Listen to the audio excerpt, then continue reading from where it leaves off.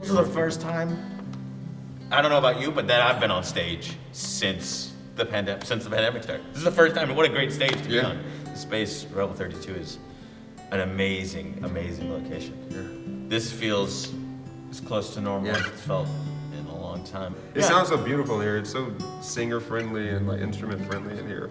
So it's crazy, because Nygel and I, we met a month before the pandemic hit. So we only got really one chance to really jam together. And the rest has like kind of been sending music back and forth. But it feels very cool to finally be together and making it live. And the timing was perfect, like us both being in the city at the same time, being able to come up here. It was all like serendipity. And this is also the first track that is not live looped. So because of that, it's very difficult because it's done live. It's supposed to be done live. It's the first track that comes in during the show that would be done live. That we needed to be together. And so it was a fresh breath of air to do it the way that it was meant to.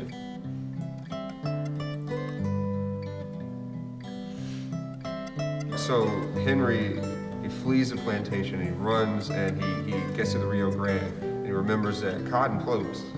So he sees this big bale of cotton, gets on it, and magically floats across the Rio Grande, but while he's floating across, it's a big storm. So he gets washed up on shore, and he gets pretty banged up. Carlos is there, he's like a local fisherman who lives on the border, and sees him and rescues him.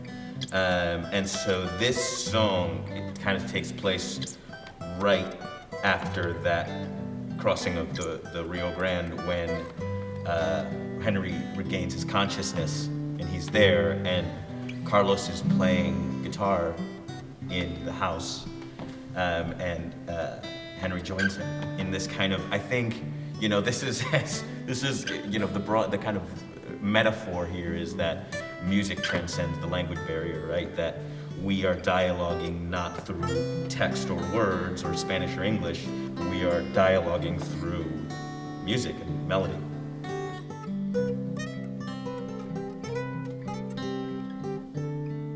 It was wonderful, we just got to talk about our process of doing the show, and like people were interested and they were engaged and they were asking us like these brilliant questions. Just really nice to be welcomed by a group of amazing people. It's always a nice thing when you have to speak about your process, it teaches you a little bit about your process because you have to say it out loud, and I think it's helped us just in talking about what our structure of making things actually is.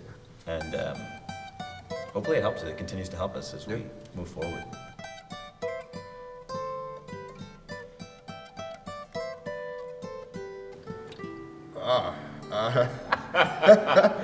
Well, I just want to do this forever. I want to continue to do this for the rest of the process if we can. Just be together. But the nice thing is that, even if Nygel has to go take a job somewhere or I have to go take a job somewhere, is that we've gotten pretty good now at making things remotely.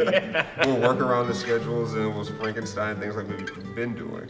But this is really nice. This kind of process of creating tracks out of order and 1 month at a time is a very peculiar, wacky way of doing it, but it's amazing.